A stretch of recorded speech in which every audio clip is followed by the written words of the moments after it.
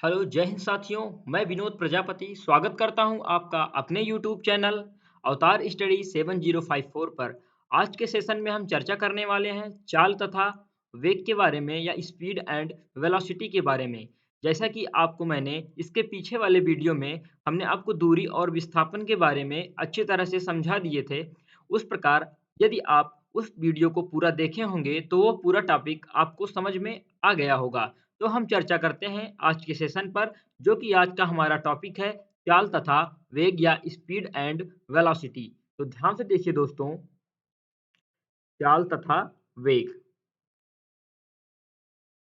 किसी निकाय द्वारा एकांक समय में चली गई कुल दूरी उस निकाय की चाल कहलाती है। चाल एक अदिश राशि है जिसका एसआई पद्धति में चाल का मात्रक होता है मीटर सेकेंड और इसकी बीमा एलटी माइनस वन होती है। ध्यान देना है आपको दोस्तों कि किसी निकाय द्वारा एकांक समय में चली गई कुल दूरी उस निकाय की चाल कहलाती है। कैसे? समझिएगा। क्या कह रहा है? किसी निकाय द्वारा, कोई निकाय है, एक बिंदु ये मान लीजिए और एक बिंदु ये मान लीजिए, किसी निकाय द्वारा एकांक समय में एक समय में चली गई कुल दूरी। आपने कितनी दूरी तय की? यहाँ से यहाँ तक जो दूरी तय की गई उसे हम क्या बोलेंगे? चाल बोलेंगे। क्या बोलेंगे दोस्तों? चाल बोलेंगे। दूसरा बिंदु हमारा देखिए क्या है? समय के सापेक्ष किसी गतिमान पिंड के विस्थापन की दर और उस पिंड का वेग कहलाती है। क्या कह रहा है? कि समय के सापेक्ष किसी गतिमान पिंड के विस्थापन की दर उस पिंड का वेग कहलाती है या रेट ऑफ डिस्प्लेसमेंट। तो आप समझिएगा कि समय के सापेक्ष जब कोई समय में कोई गतिमान पिंड, कोई वस्तु गतिमान पिंड जो विस्थापन की दर से, कोई जैसे हमने आपको कल बताया था विस्थापन, क्या यहाँ से इस वस्तु तक आने में आपको उतना समय लग रहा है तो कुल दूरी होगी उसकी। लेकिन वही शॉर्ट फॉर्म में अगर हम यहाँ से यहाँ तक पहुँचाएँ तो ये क्या होगा? विस्थापन होगा। तो उसी का एक प्रकार है कि समय के सापेक्ष किसी गतिमान पिंड के विस्थापन की दर जो होती है वह उस पिंड का वेग कहलाती है। अर्थात किसी पिंड द्वारा किसी पिंड द्वारा एकांक समय या एक सेकंड में एक निश्चित दिशा में तय की गई कुल दूरी उस पिंड का वेग कहलाती है। वेग एक सदिश राशि है जो कि बेहद ही इंपॉर्टेंट है। एग्जाम में बस यही पूछेगा, ना कि परिभाषा कि वेग कैसी राशि है। तो वेग एक सदिश राशि है और एसआई पद्धति में इसका मात्रक जो होता है वो मीटर प्रति सेकंड होता है एवं इसकी जो बीमा होती है वो भी एलटी माइनस वन होती है।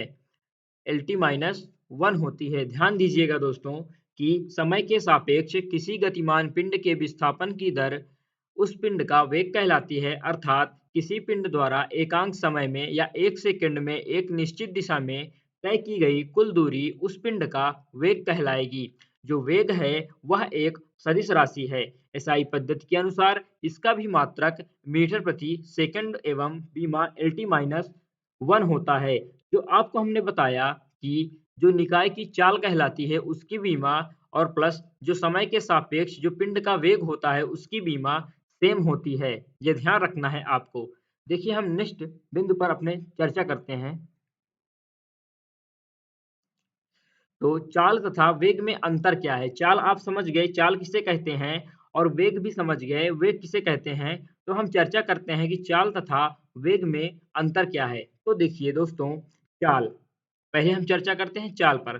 किसी वस्तु द्वारा एकांक समय में चली गई दूरी को उस वस्तु की चाल कहते हैं। क्या कहते हैं? किसी वस्तु द्वारा एकांक समय में चली गई दूरी को उस वस्तु का चाल कहते हैं। दूसरा बिंदु ध्यान देते हुए पढ़िए कि चाल में चाल में केवल परिमाण होता है, दिशा नहीं। क्योंकि जब केवल परिमाण होगा और दिशा नहीं तो यह कैसी राशि कहलाएगी? अदिश राशि कहलाएगी। कैसी राशि कहलाएगी दोस्तों? अदिश राशि कहलाएगी। तो ध्यान देना है आपको कि चाल कैसी राशि है। तो चाल एक अदिश राशि है। अगला बिंदु देखिए, किसी वस्तु की चाल उस वस्तु के परिमाण के बराबर या उससे भी अधिक हो सकती है। चाल का कोई निश्चित नहीं है। यदि कोई वस्तु की चाल उस वस्तु के परिमाण के बराबर या उससे भी अधिक हो सकती है। आपको ध्यान रखना है इसमें फैक्ट पॉइंट्स जो हैं कि किसी वस्तु द्वारा एकांक समय में चली गई दूरी को उस वस्तु का चाल कहते हैं और दूसरा चाल में केवल परिमाण होता है, दिशा नहीं, इसलिए वह एक अदिश राशि है। तीसरा, किसी वस्तु की चाल उस वस्तु के परिमाण के बराबर या उससे अधिक भी हो सकती है। तो हम देखते हैं अब वेग में, समझ में आ गया कि चाल में क्या-क्या अंतर है। अब वेग के अनुसार हम समझेंगे कि चाल तथा वेग में जो अंतर है कितना स्पष्ट है। तो ध्यान दीजिए अब वेग पर। क्या कह रहा है पहला बिंदु कि किसी वस्तु द्वारा एकांक समय में तय किए गए विस्थापन को उस वस्तु का वेग कहते हैं। वही जो हमने बताया कि एक बिंदु से दूसरे बिंदु से आसानी तरीके से पहुंचने की गति या उससे कुल दूरी जो होगी वह क्या कहलाएगी? विस्थापन कहलाएगी। क्या कहलाएगी दोस्तों?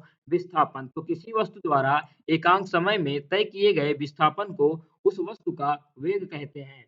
अगला बिंदु देखिए क्या कह रहा है, वेग में परिमाण के साथ साथ दिशा भी होती है जो कि एक सदिश राशि का उदाहरण बनती है। किसका? आपने देखा कि जो चाल थी वह एक अदिश राशि थी और जो वेग जो है वह एक सदिश राशि है। वेरी इंपॉर्टेंट है, आपको याद रखना होगा कि वेग में कैसी राशि होती है? तो सदिश राशि होती है। अगला बिंदु ध्यान देते हुए आप समझिए कि किसी वस्तु के वेग का परिमाण उस वस्तु की चाल से अधिक नहीं हो सकता।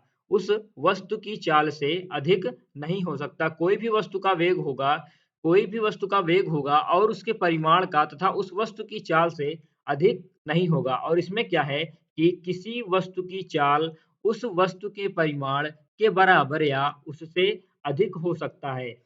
चाल में क्या कह रहा है उसी का उल्टा है कि चाल किसी वस्तु द्वारा एकांक समय में चली गई दूरी को उस वस्तु की चाल कहते हैं और वेग में किसी वस्तु द्वारा एकांक समय में तय किए गए विस्थापन को वस्तु का वेग कहते हैं। चाल एक अदिश राशि है, वेग एक सदिश राशि है, ये ध्यान रखना है।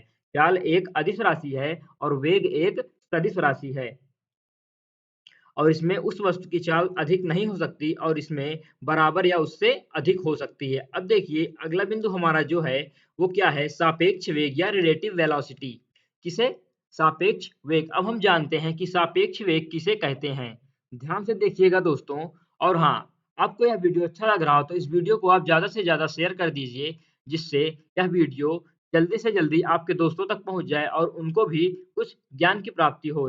देखिए हम अपने बिंदु पर चर्चा करते हैं जो सापेक्ष वेग है। जब दो या दो से अधिक पिंड गतिमान हो तो उनकी एक दूसरे के प्रति वेग की स्थिति जो होती है वह सापेक्ष वेग कहलाती है। जब दो या दो से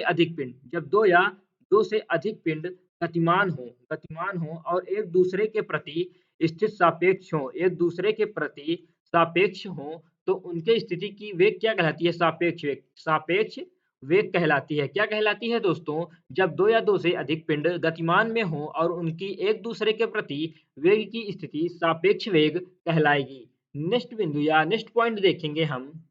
यदि दो पिंड एक ही दिशा में गतिमान हो तो सापेक्ष वेग का मान धनात्मक एवं परस्पर विपरीत दिशा में गतिमान होने पर सापेक्ष वेग का मान ऋणात्मक होता है। समझ गए होंगे, जब इधर से जाएगा तो ये प्लस पॉइंट प्रदर्शित करेगा, इधर से आएगा तो ये भी प्लस पॉइंट प्रदर्शित करेगा, लेकिन नहीं, ये पुनः घूमकर वापस जाएगा तो ये ऋणात्मक और ये पुनः घूमकर जाएगा तो यह ऋणात्मक। तो आपने क्या समझा कि यदि दो पिंड एक ही दिशा में गतिमान हो तो सापेक्ष वेग का मान धनात्मक एवं उसके विपरीत दिशा में गतिमान होने पर सापेक्ष वेग का मान ऋणात्मक हो जाता है। सापेक्ष वेग समझ गए होंगे। सापेक्ष वेग मतलब कि सामने से आता हुआ वेग, उसे हम कैसे कहेंगे? सापेक्ष वेग। सामने से आता हुआ वेग। ये देखिए आपके सामने से कोई वेग आ रहा है, खूब स्पीड से कण आ रहे हैं आपकी ओर, तो ये क्या हुआ? सापेक्ष वेग। क्या हुआ दोस्तों? सापेक्ष वेग। अब यही दिशा घूमकर उल्टा जाएगी तो यह ऋणात्मक का मान प्रदर्शित करेगी और यही आगे की ओर बढ़ती हुई जाएगी तो यह धनात्मक का मान प्रदर्शित करेगी। अब हम चर्चा करते हैं अपने नेक्स्ट पॉइंट पर या त्वरण पर। तो ध्यान दीजिए त्वरण किसे कहते हैं और इसकी परिभाषा क्या है और इसके सूत्र क्या है। देखिए दोस्तों, त्वरण जिसे हम एक्सीलरेशन के रूप में भी जानते हैं, इसे हम ए से प्रदर्शित करते हैं। किससे? ए से प्रदर्शित करते हैं त्वरण को।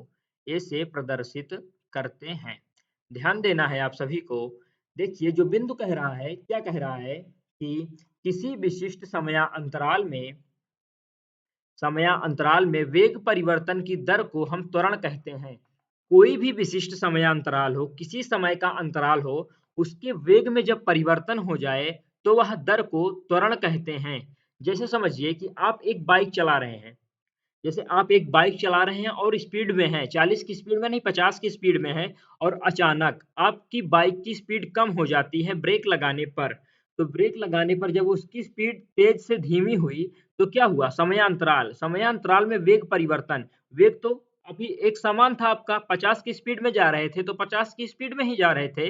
लेकिन ब्रेक लगाने पर आपकी स्पीड कम हुई, 40 हुई, तो क्या हुआ? वेग में परिवर्तन हुआ, तो वह वहाँ पर क्या कहलाएगा? त्वरण कहलाएगा कि किसी विशिष्ट समयांतराल में वेग परिवर्तन की जो दर होती है, उसे हम त्वरण कहते हैं। नेक्स्ट पॉइंट पर हम चर्चा करते हैं कि यदि समय के सापेक्ष किसी गतिमान पिंड के वेग में वृद्धि होती है, तो इसे त्वरण कहा जाता है तथा यदि समय के सापेक्ष वेग में कमी होती है, तो इसे मंदन कहा जाता है।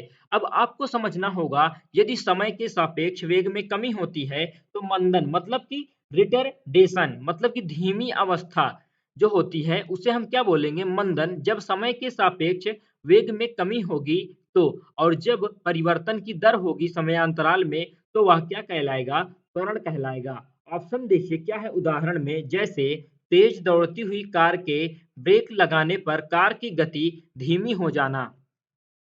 ध्यान दीजिएगा दोस्तों कि तेज दौड़ती हुई कार के ब्रेक लगाने पर कार की गति का कम हो जाना। जैसा कि मैंने आपका बाइक का उदाहरण दिया, उसी प्रकार ये कार का उदाहरण भी है कि जैसे तेज दौड़ती हुई कार, मान लीजिए 80 की स्पीड में कार है, 80 की स्पीड में कार है और वेग जो उसका है वह समान है, वेग उसका समान है, लेकिन जब ब्रेक आपने लगाया तो उसकी स्पीड 80 से 40, 30, 20 की स्पीड में आ गई, तो क्या हुआ? अभी तक तो उसका वेग समान था, क्योंकि ब्रेक नहीं लगा रहे हैं और वह आगे की ओर कार बढ़ती हुई चली जा रही है, लेकिन ब्रेक लगाने पर उसके वेग में परिवर्तन हुआ। उसकी स्पीड 80 किलोमीटर प्रति हावर से 40 किलोमीटर या 30 किलोमीटर प्रति हावर के बराबर हो गई।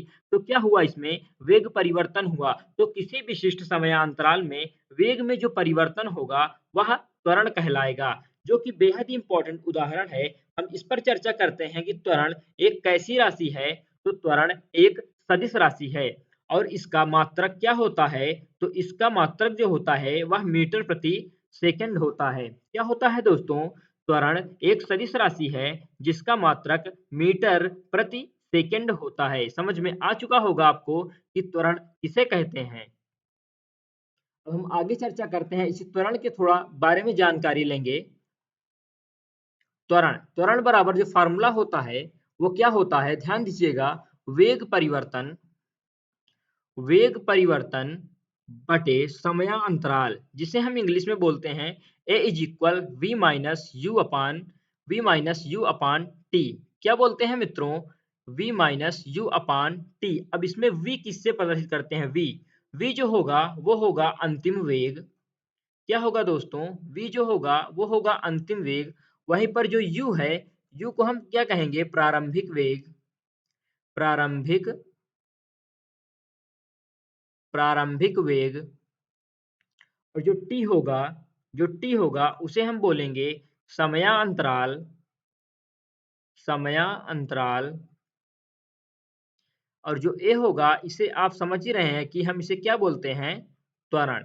तो समझ में आया आपको, वी को हम अंतिम वेग और यू को प्रारंभिक वेग और टी को समयांतराल तथा यू को प्रारंभिक वेग से हम प्रदर्शित करते हैं।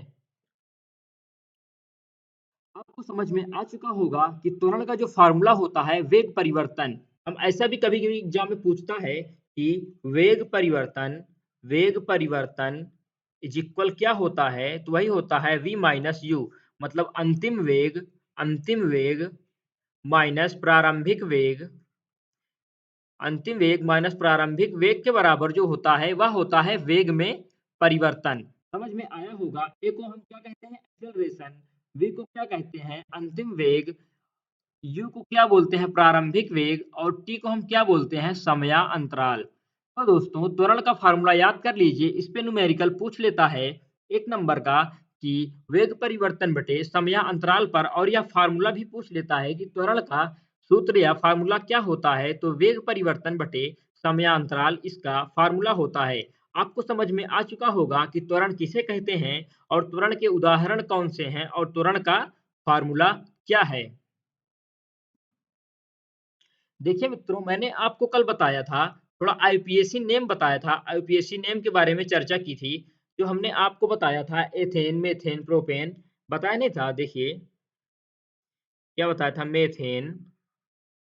तो मैंने उसका स्ट्रक्चर आपको बनाया था, क्या उसका फॉर्मूला था? CH4। अभी हम आपको इससे थोड़ा ज्ञान के लिए बता दे रहे हैं, लेकिन जब हम केमिस्ट्री पढ़ाएंगे तो यह पूरा डिस्ट्रक्शन और पूरा जो इसका वाइबा होगा वो हम तैयार करके आपको इस लैपटॉप के ज़रिए बताएँगे। देखिए CH4 इसका स्ट्रक्चर कैसे बनेगा? CH4, C single bond H, single bond H, ऊपर होगा सिंगल बॉन्ड H और नीचे भी क्या होगा? Single bond H। तो क्या हुआ? देखिए ध्यान दीजिएगा, ये 1, ये 2, ये 3, ये 4 और C अकेला है, तो क्या बन रहा है? C1H4। ये किसका फ़ॉर्मूला बना? मीथेन का बना। उसी प्रकार हम चर्चा करेंगे एथेन के बारे में, तो एथेन का फ़ॉर्मूला कैसे बनेगा? C, एक C और लीजिए, C और इसके नीचे 1 H, 2 H, ध्यान दीजिएगा दोस्त, 3 H, 4 H, 5 H, 6 H। अब आप सोच रहे होंगे कि इसका फार्मूला कैसे निकालते हैं? CH4 C2H6 ये कहाँ से ज्ञात होता है? तो n श्रेणी के जो सदस्य होते हैं उनका मान होता है दोस्तों, n श्रेणी के जो सदस्य होते हैं उनका मान होता है CnH2n प्लस 2। क्या होता है? CnH2n plus 2। जैसे मीथेन करना है तो मीथेन पहला है, तो C n के स्थान पर 1 H 2 into 1 प्लस 2। तो क्या होगा दोस्तों? CH2 plus 2। तो क्या हो जाएगा? CH4। इसी से हम जितने फार्मूले होंगे, methane, ethane, propane, butane, pentane, hexane, heptane, octane, नोनेन, decane, ये सभी के हम फार्मूले CnH2n प्लस 2 से निकाल सकते हैं। तो आपको यह वीडियो कैसे लगा? यदि आपको यह वीडियो अच्छा लगा तो वो कमेंट सेक्शन में ज़रूर बताएं और इस वीडियो को ज़्यादा से ज़्यादा शेयर कर दें, और हाँ, इस वीडियो को लाइक करना बिल्कुल ना भूलें। हम आपको मिलते हैं एक नए वीडियो में, तब तक के लिए जय हिंद, जय भारत। आप सभी का बहुत-बहुत धन्यवाद।